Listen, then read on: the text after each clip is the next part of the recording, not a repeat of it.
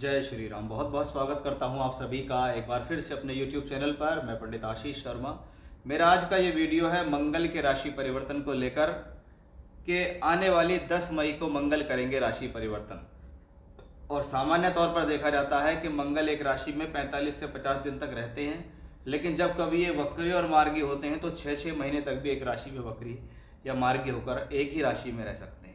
लेकिन इस बार ये जो मंगल है लगभग 50 दिनों के लिए राशि परिवर्तन कर रहे हैं। अभी तक ये मंगल चल रहे थे अपने शत्रु की राशि में, मिथुन राशि के अंदर, लेकिन जैसे ही ये शत्रु राशि का पड़ाव पार करके आगे निकलते हैं तो ये हो जाते हैं नीच के। यानी ब्रह्मांड के अंदर ग्रहों की जो अवस्था है, जिनको हम दीप्तादि अवस्था बोलते हैं, उस अवस्था में जो नीच की अवस्था है वो कमजोर मानी गई है। कि सबसे पहले प्लेनेट उच्च का है, स्वराशि का है, मूल त्रिकोण है, मित्र के घर में है और शुभ ग्रहों के साथ है, फिर अशुभ ग्रहों के साथ है, कम डिग्री का है और सबसे नीचे जाके आता है कि भी ग्रह नीच का हो गया। यानी कहीं ना कहीं प्लेनेट करना तो बहुत कुछ चाहता है लेकिन वो कर नहीं पाता है, यानी उस ग्रह के बल में कमी हो गई। तो उसके बारे में भी हम चर्चा करेंगे कि भी हमारा जो ये वीडियो है चंद्र राशि पर आधारित है कि मंगल नीच के होकर 50 दिन तक कर्क राशि में रहेंगे।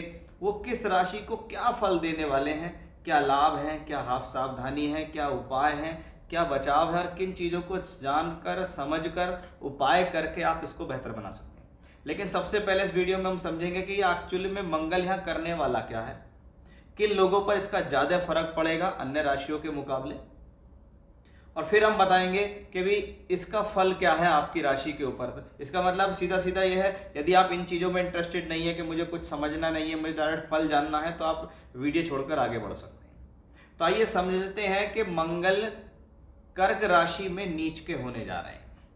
काल पुरुष का जो लगन का मालिक होता है वो मंगल होता है।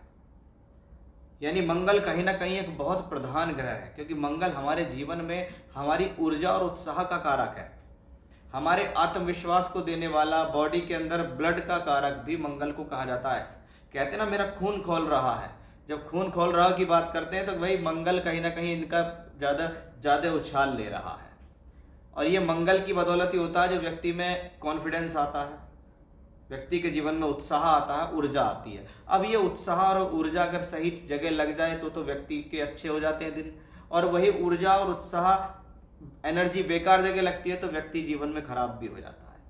अब मंगल चंद्रमा की राशि में नीच के, तो ये समझिए आपके चंद्रमा कौन है, चंद्रमा मन का कारक है। चंद्रमा हर 2.25 दिन में बदलता है, चंद्रमा अमावस्या पे खत्म हो जाता है, पूर्णमासी पर फुल फ्लैश दिखाई देता है। यानी चंद्रमा का हमारे मन से कनेक्शन है।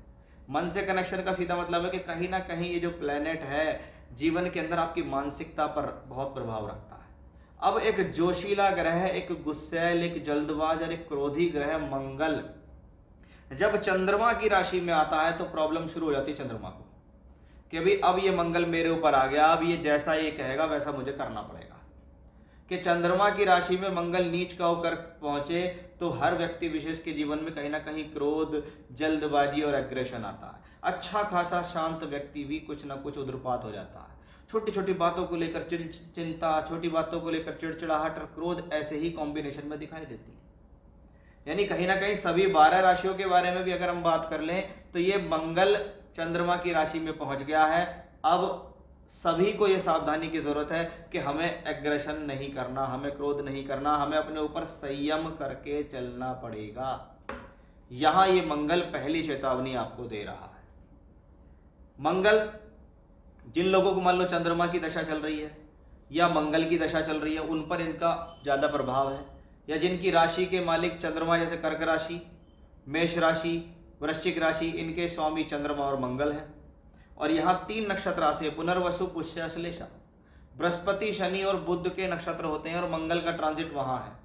अब मंगल कर्क राशि में पहुंचा, उसका पहला सामना होता है बृहस्पति के नक्षत्र से, वहां तक स्थितियां ठीक है, लेकिन उसके बाद शनि और बुध के नक्षत्र में जाना ये कहीं ना कहीं अच्छा नहीं है, क्योंकि ये दोनों ही इसके शत्रु कहलाते हैं।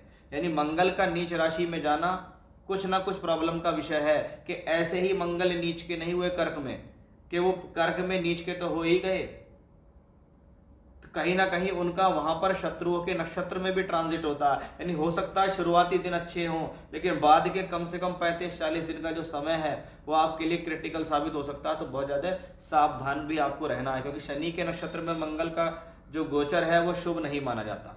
वहीं बुध भी इनके लिए ठीक नहीं है कि जरूरत से ज़्यादा बुद्धि लगाना भी आपके लिए नुकसानदायक हो सकता है। यानी सबसे पहले हमें समझना जरूरी है कि हम जिस प्लेनेट की वीडियो देख रहे हैं कि आखिर वो है क्या। कि चंद्रमा की राशि में मंगल, चंद्रमा मन, मंगल एग्रेशन, वो कहेगा गुस्सा आएगा, आपको कंट्रोल करना है, जल्दबाजी नहीं करनी है, क्रोध नहीं करना है, छोटी छोटी बातों को लेकर एग्रेशन नहीं दिखाना है, सोच विचार करके काम करें। जीवन का कोई भी फैसला हो वो इस दौरान जितना संभाल कर आप लेंगे उतना आपके लिए बेहतर रहेगा। अदरवाइज ये नीच मंगल आपको 50 दिन के अंदर बड़ी प्रॉब्लम दे सकता है। तो वो सारी चीज़ें मैंने आपको यहाँ समझाई हैं कि एग्जैक्टली है क्या चीज़ ये, कि मंगल कर्क राशि में जाके क्या करेगा, कौन से नक्षत्र हैं और उसका आपके जीवन में क्या फल होने वाला है, वो सब मैंने आपको यहाँ विस्तार से बताया है। अब आप देखते हैं कि आपकी राशि पर इसका क्या प्रभाव पड़ने वाला है, आपके लिए क्या शुभ है और क्या अशुभ, वो सब मैं आपको अब आगे जानकारी दूंगा, जिसमें आपको सावधानी भी मैं आपको बताकर चलूंगा। आइए अब देखते हैं कि कन्या राशि के जातकों पर इसका क्या प्रभाव पड़ने वाला है। देखिए, कन्या राशि आपके लिए मंगल मित्र ग्रह नहीं है। इसका मतलब है जिस ग्रह का राशि परिवर्तन हो रहा है वो आपका एक शत्रु है, और अगर वो शत्रु आपके अच्छे घरों से संबंध बना ले, यानी अच्छे घर जहाँ से कुछ मिलना होता है वहाँ से संबंध बना ले, तो कहीं ना कहीं आपके जीवन में प्रॉब्लम बढ़ जाती है। अब कन्या राशि के जातकों के लिए देखें तो वर्तमान में जो ग्रहों की स्थितियाँ हैं वो कुछ थोड़ी सी टिपिकल चल रही हैं। इन लोगों के लाइफ में पहले से मुकाबले ज़्यादा स्ट्रगल चल रहा है। क्यों? क्योंकि वर्तमान स्थिति को देखें तो बृहस्पति और राहु आपकी राशि से 8वें घर में, और बुध ग्रह भी इस दौरान कहीं ना कहीं 8वें घर में ही राशि के मालिक और कर्म के मालिक होकर चल रहे हैं। यानी कहीं ना कहीं ग्रहों की जो रूपरेखा है वो आपके लिए बहुत शुभ नहीं है। अब मंगल आपकी राशि से 11th हाउस में गया है, इसको समझें। शास्त्र कहता है कि अगर 11वें घर के अंदर कोई नीच का ग्रह जाता है तो वो वृद्धि करने वाला है, देने वाला माना जाता है।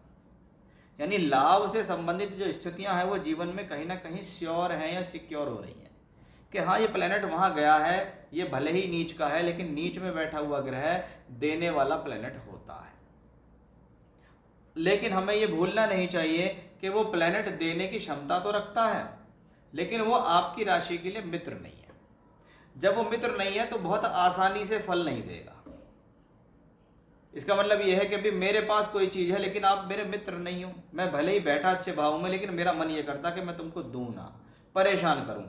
तो क्या करता है ऐसा प्लेनेट? देता है, परेशान करके देता है।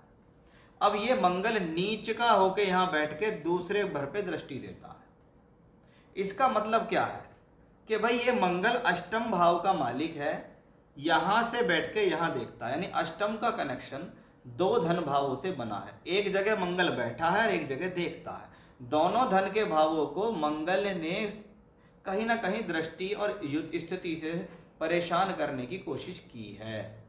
यानी ये ग्रह आपकी भाषा शैली को खराब कर सकता है, ये ग्रह आपको उग्र बना सकता है, ये ग्रह आपको जल्दबाज बना सकता है, छोटी छोटी बातों को लेकर एग्रेशन आ सकता है और वो एग्रेशन आपकी वाणी में झलकेगा कि आप पहले से बहुत जल्दी से ज़्यादा जल्दबाज हो गए, गुस्सैल हो गए, छोटी छोटी बातों को लेकर आपको तनाव होने लगता है, कोई ना कोई बात को लेकर आपके जीवन में एग्रेशन आना शुरू हो जाता है।